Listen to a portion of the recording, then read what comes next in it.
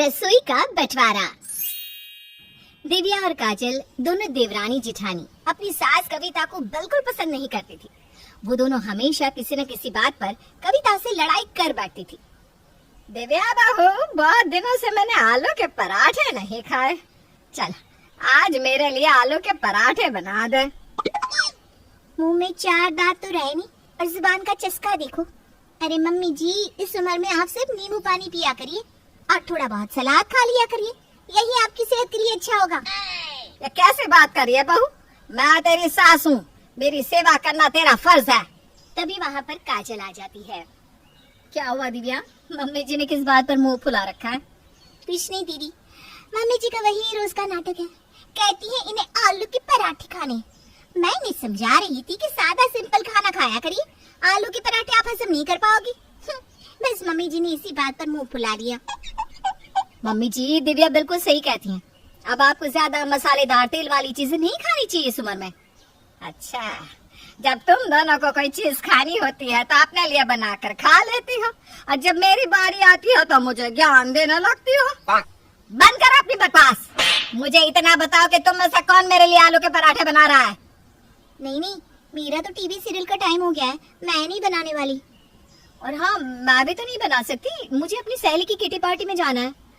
आप एक काम कीजिए, आपको आलू पराठे इतने ही पसंद है ना, खुद रसोई घर में जाकर बना लीजिए।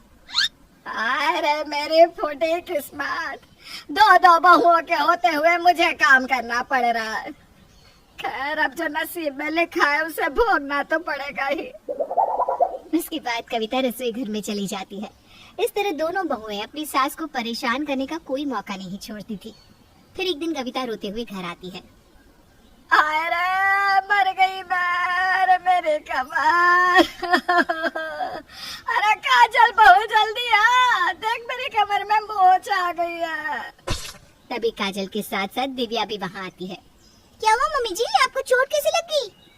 सीढ़ियाँ चढ़कर ऊपर आ रही थी, पता नहीं किसी ने सीढ़ियों पर पानी गिरा रखा था, जिस वजह से मैं फिसल कर गिर गई। तुम दोनों मेरे लिए खाना बना दो, काढ़ा पीने से आराम मिल जाएगा। अरे मम्मी जी, जब देखो तब आप हमें रसोई घर में भेजने के लिए क्यों तैयार रहती हो? हाँ, आपकी जुबान ना बहुत चटोरी हो गई है मम्मी जी, जब देखो तब कुछ न कुछ खाने पीने के लिए चाहिए। और वैसे भी घर में बैठा करिए ना, किसने आपको कहा था बाहर जाकर घूमिए?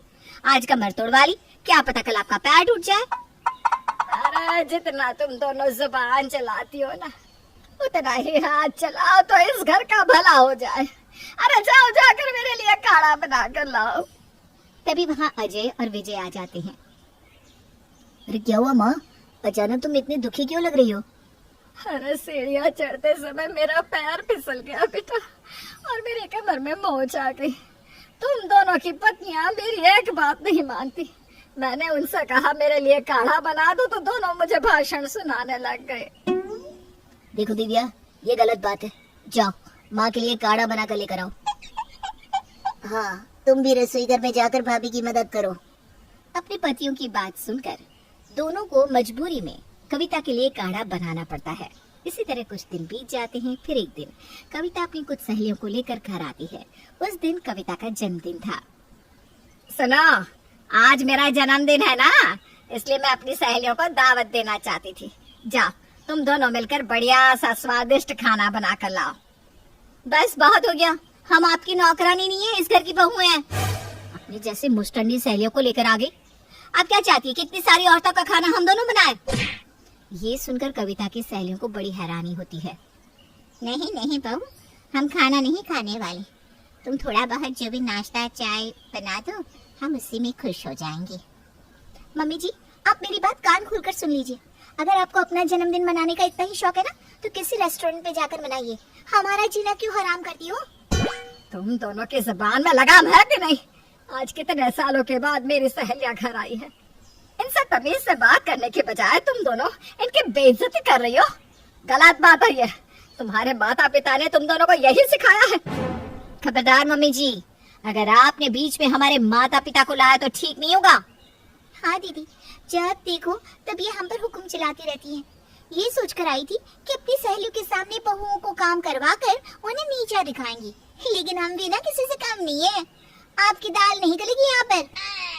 और इन सबको देखो, इतनी बात सुनने के बाद यही सोफे पर जम कर बैठी हैं। इन्हें तो जरा भी शर्म नहीं है। बस बहुत हो गया कविता, हमने ऐसा कौन सा पाप किया है जो तेरी दोनों बहुएं मिलकर हमारी इतनी बेइज्जती कर रही है। कविता की तो किस्मत ही खराब है जो इसे इतनी बदतमीज बहुएं मिली है। सुन कविता, तू मेरे घर पर चलकर अपना जन्मदिन मना ले। इन दोनों से बहस करने का कोई फायदा नहीं। उसके बाद सच में कविता अपनी सहेली के घर जाकर अपना जन्मदिन मना लेती है। जब कविता घर लौटती है तो उसके पास ढेर सारे तोहफे भी थे। ये सब देखकर दोनों बहुओं को बहुत जलन होती है। दीदी, इस बुढ़िया की वजह से तो रोज रोज हमें परेशानी होती है। ये चटोरी है, इसे जब देखो तब खाने के लिए एक से बढ़कर एक चीजें चाहिए। मैं तो कहती हूँ हम रसोई का बंटवारा कर देते हैं।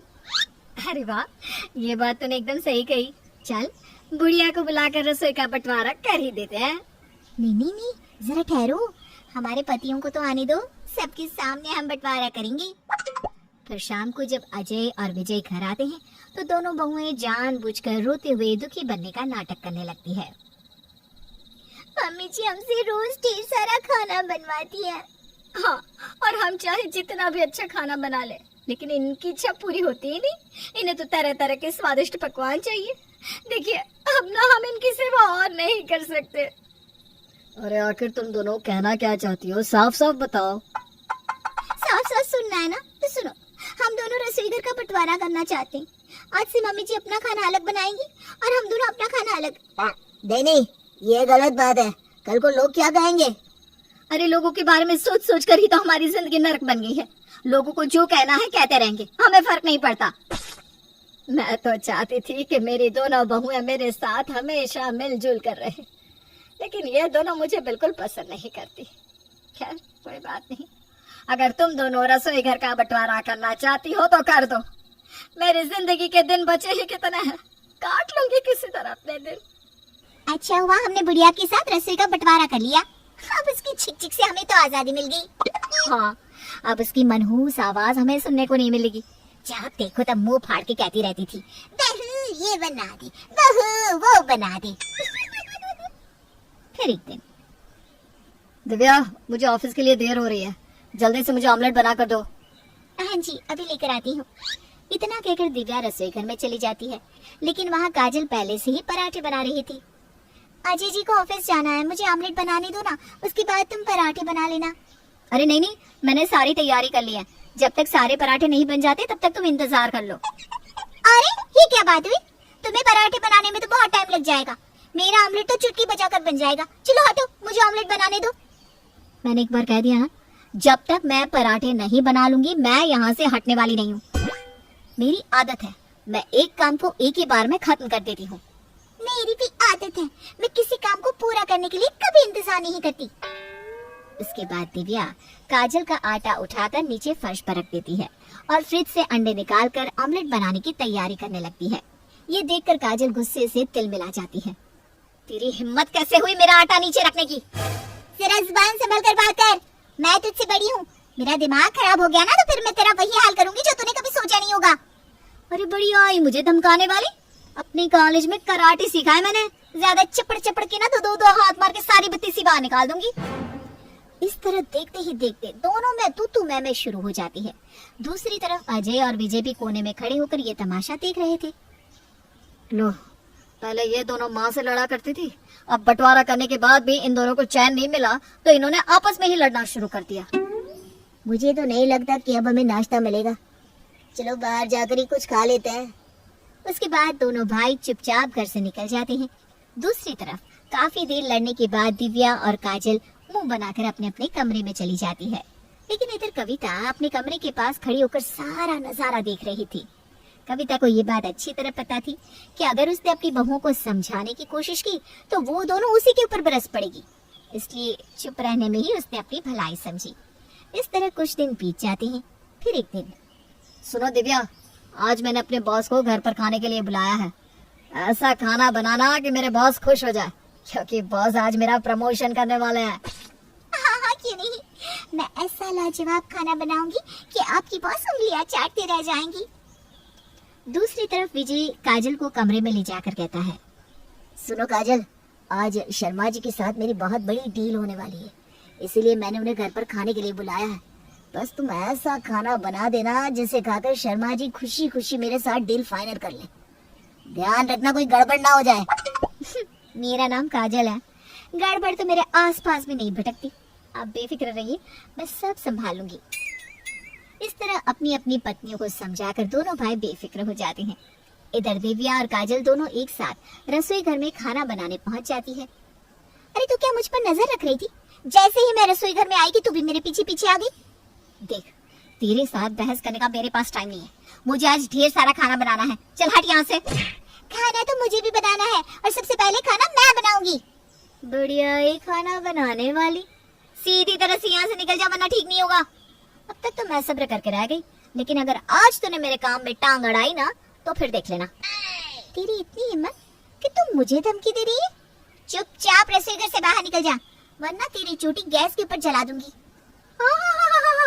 तू मेरी चोटी जलाएगी? रुक जा, अभी बताती हूँ तुझे। और वो दोनों एक दूसरे के बाल पकड़कर वहीं लड़ना शुरू कर देती है। दोनों की चीख पुकार सुनकर अजय और विजय वहां आ जाते हैं। अरे अरे ये सब क्या है? तुम दोनों पागल हो गई हो क्या? इस तरह बिल्लियों की तरह क्यों लड़ रही हो? चलो छोड़ो एक दूसरे को। ये अपने आप को बहुत होशियार समझती है। मुझे धमकी दे रही थी देवर जी, इसे लेकर यहाँ से चली जाओ वरना मैं इसका सिर फोड़ दूंगी। मैं खाना बनाए बिना कहीं नहीं जाने वाली, जो करना है कर ले। दोनों की बात सुनकर अजय और विजय अपना सिर पकड़ लेते हैं। उसके बाद वो दोनों किसी तरह अपनी अपनी पत्नियों को लेकर कमरे में चली जाती हैं। अरे क्या हो गया है तुम्हें? पिछले कुछ दिनों से देख रहा हूँ, जब देखो तुम काजल के साथ लड़ना शुरू कर देती हो। पहले तो तुम दोनों में खूब बनती थी। मेरी समझ में नहीं आ रहा काजल, अचानक तुम्हें दौरे पड़ने लगे हैं क्या? रसोई घर में जाकर ही तुम्हारे अंदर शैतान आ जाता है। मैंने तुम्हें पहले ही समझाया था कि शर्मा जी के साथ मेरी बड़ी डील है, कोई गड़बड़ मत करना। तुम भाभी के खाना बनाने के बाद भी तो खाना बना सकती थी। अच्छा जी, तो तुम मुझे इसके सामने झुकने के लिए कह रहे हो? तुम्हें शर्म आनी चाहिए, मैं तुम्हारी पत्नी हूँ। अरे भाग्यवान, आखिर इतनी छोटी बात को इतना बड़ा क्यों बना रही हो? हमें तो सिर्फ अपने काम से मतलब है ना। तुम्हारी डील हो या ना हो, लेकिन मैं उस दिव्या के सामने नहीं झुकने वाली, समझ गए? दूसरी तरफ दिव्या भी अजय को इसी तरह जली कटी सुनाने लगती है। अपने सामने कोई रास्ता ना देखकर दोनों भाई अफसोस करते हुए घर से बाहर चले जाते हैं। आज मेरे दोनों बेटों के लिए कितना बड़ा दिन है। आज उनकी तरक्की होने वाली है और ये दोनों नालायक खिसियानी बिल्ली की तरह लड़ना शुरू कर देती हैं। इन्हें तो जरा भी अकल नहीं है। खैर कोई बात नहीं, मैं अभी जिंदा हूँ, मैं सब संभाल लूंगी। इसके बाद कविता रसोई घर में जाकर अजय और विजय की पसंद का ढेर सारा खाना बनाकर तैयार कर देती है। फिर वो दोनों भाई को फोन करके उन्हें घर आने के लिए कहती है। थोड़ी देर के बाद अजय का बॉस और विजय के शर्मा जी भी आ जाते हैं। दोनों खाना खाकर बहुत खुश होते हैं और खाने के साथ साथ दोनों भाइयों के काम की भी तारीफ करते हैं। इस तरह दोनों भाइयों का काम बन जाता है और वो दोनों खुशी से उछल पड़ते हैं। फिर उसी शाम दिव्या और काजल कविता के कमरे में जाकर उससे माफी मांगती है। मम्मी जी, आज हमें एहसास हो गया कि घर में बुजुर्गों का होना कितना जरूरी होता है। जी माँ जी, हमने तो अपनी नादानी में अपने पतियों का सारा काम बिगाड़ दिया था, लेकिन सही वक्त में आपने सब कुछ संभाल लिया। अब आज के बाद हम आपके साथ कभी लड़ाई नहीं करेंगी। ये सुनकर कविता बहुत खुश होती है और अपनी दोनों बहुओं को गले लगा लेती है।